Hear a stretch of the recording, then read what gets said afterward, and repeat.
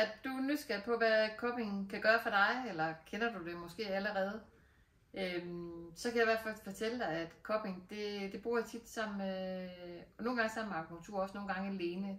Det er min erfaring, at det tit virker ekstra godt, hvis man bruger akupunkturen sammen med. Men det kan også sagtens stå alene.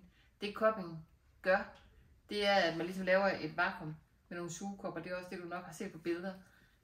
Og man kan få nogle sjove mærker bagefter, men de går ikke ondt bagefter. Det ligner bare nogen, der går ondt.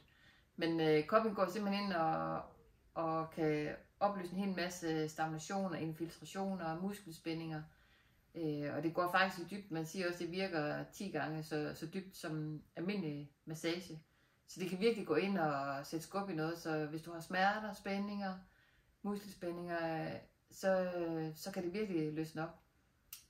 Ja, så det var egentlig bare alt for mig. Så er du nysgerrig på cupping, så tilbyder jeg også det.